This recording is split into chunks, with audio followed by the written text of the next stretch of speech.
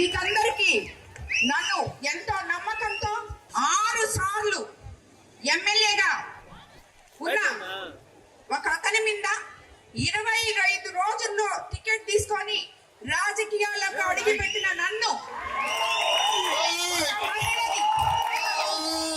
ఒక మహిళని మీరు 55,000 ఓట్ల మెజారిటీతో గెలిపించి ఇక్కడ నుంచి అంతకు ముందున్న వాళ్ళని తరిమి కొట్టడం జరిగింది.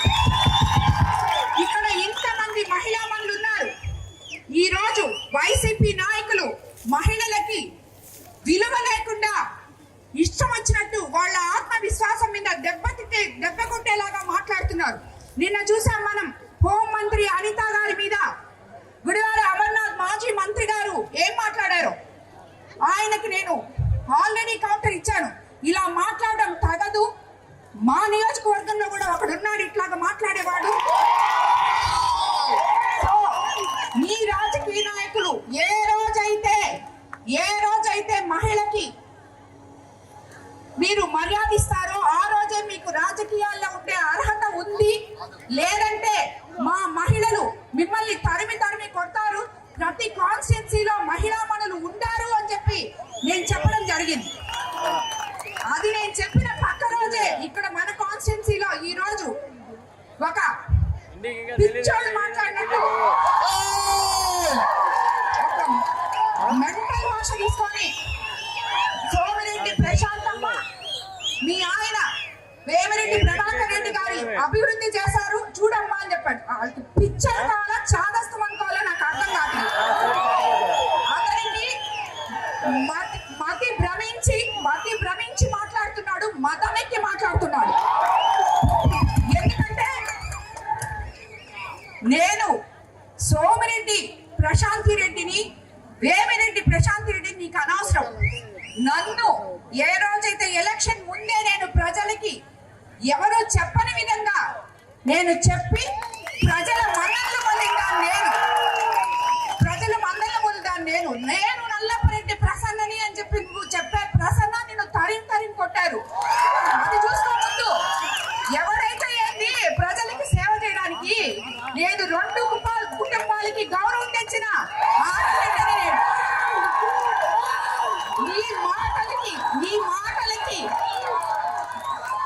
నీ మాటలకి వెనక్కపోతాం అనుకుంటున్నారేమో మీరు. పదే చెప్తున్నా, ఇలా మాట్లాడితే వెనకడికి వేసేది లేదు, నిన్ను వదిలిపెట్టేది లేదు. నువ్వు చేసిన అవినీతి అంతా ఇంత కాదు. ముందు దాని గురించి చూసుకో. నువ్వు ఏమేం చేస్తున్నావో ఏమేం తప్పులు చేస్తున్నావో చూసుకో. నేను అది చేశాను ఇది చేశాను ఏం చేసావు? నువ్వు చేసినప్పుడల్లా ప్రతి దాంట్లో నీ కమిషన్ల కోసం చేసావు. నువ్వు ఏ పని చేసినా దాంట్లో నీకు వాటా ఉండాలి. ఇంతెందుకు, ఇప్పుడు పంచేలో అక్కడ వాటర్ ప్లాంట్ ఉంది ఆల్రెడీ. ఆడ 4 ఇళ్ళు ఉన్నాయి. ఆ ఇళ్ళ దగ్గర వాటర్ ప్లాంట్ అవసరం లేదు. ఎవరో ఒక ఎంపీని కాకబట్టి 7 లక్షలు తెచ్చాడు అక్కడ వాటర్ ప్లాంట్ పెట్టడానికి. అది అసలు అవసరం లేదు అక్కడ. ఎందుకు? ఆ వాటర్ ప్లాంట్ అతనికి ఇచ్చేసి అతని దగ్గర డబ్బులు నువ్వు తీసుకోవడానికి. ఇది నువ్వు చేసే పని.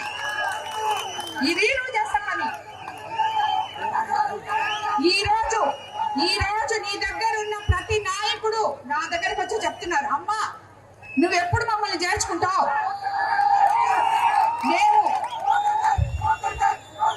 మేము ఫోన్ పేలు కొట్టలేక అలసిపోతున్నాం. నువ్వు ఎప్పుడు చేర్చుకుంటావు మమ్మల్ని? మేము ఫోన్ పేలు కొట్టలేకపోతున్నామమ్మా, మమ్మల్ని చేర్చుకోని అడుగుతున్నాను. ఇన్ని నీ వెనకాల పెట్టుకొని నీకు ఎక్కడ హక్కు ఉంది మహిళల గురించి మాట్లాడడానికి? ఏమైనా బుద్ధుందా? ఒకసారి చెప్పాను అర్థం కాదా? అవును ఏంటి ఇప్పుడు నేను సోమిరెడ్డి ప్రశాంతి రెడ్డినే ఇప్పుడు పెళ్లి చేసుకున్నాను వేమిరెడ్డి ప్రభాకర్ రెడ్డి గారిని. నేను వేమిరెడ్డి ప్రశాంతి రెడ్డిని అయినా పోయి నీ భార్యను అడుగు. నిన్ను పెళ్లి చేసుకున్న తర్వాత నల్లపరెడ్డి గీత అయిందా లేకపోతే అలాగే ఉందో అడుగు.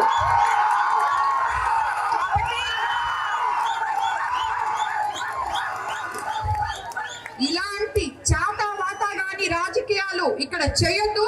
నీ చరిత్ర అయిపోయింది. ప్రసన్నానికి ఇప్పుడే చెప్తున్నా, మళ్ళీ నిన్ను ఈ కోవూరు మహిళలు తరిమి కొడతారు. నీకు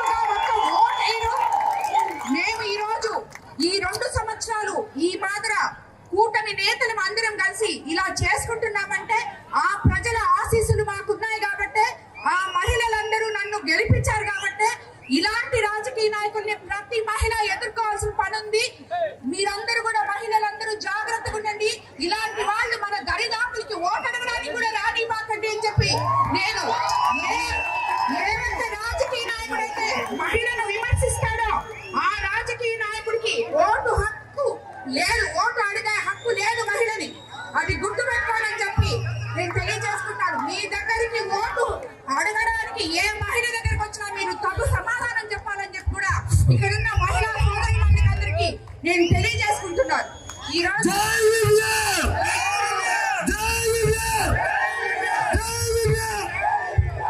మనము ఎంత గమ్మగుండాలన్నా మనల్ని రెచ్చగొట్టి ఇలా మాట్లాడే వీళ్ళందరి గురించి మనం పట్టించుకోవాల్సిన అవసరం లేదు. వీళ్ళని గురించి అసలు వాళ్ళ ఒక మనుషులుగా మనం లెక్క కూడా ఇవ్వలేదు. ఈ రోజు మనం ఇదంతా మాట్లాడినందుకు, ఈ మహిళలందరూ నా పక్కన ఉన్నందుకు ఇది అక్షరాల సత్యము. అతను మళ్ళీ ఇంకా ఎమ్మెల్యే, మాజీ ఎమ్మెల్యేగానే జీవితాంతం మిగిలిపోవాల్సిందే అనే దానికి ఆ భగవంతుడు ఆశీస్సులే ఈ వర్షమే కారణమని చెప్పి నేను తెలియజేసుకుంటున్నాను. ఇలాంటి నాయకులు, మహిళలని విమర్శించే నాయకులు ఉన్నంత వరకు ఏ మహిళ కూడా నాయకుడికి ఓటు వేయకూడదు అని చెప్పి నేను విచ్చేసిన మీడియా మిత్రులకు కూడా తెలియజేసుకుంటాను.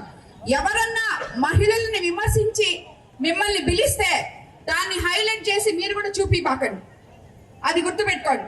మీడియా మిత్రులు కూడా ఎవరైనా కూడా మహిళల్ని విమర్శిస్తూ మిమ్మల్ని పిలిచి ప్రెస్ మీట్లు పెడితే, ఈ రోజు ఆయన ప్రెస్ స్టేషన్ లో మైక్ ఇసిరేస్తున్నాడు, ఆ మాత్రం మీరు కూడా మైకులు అక్కడ ఇసిరేసేసి వచ్చేయండి.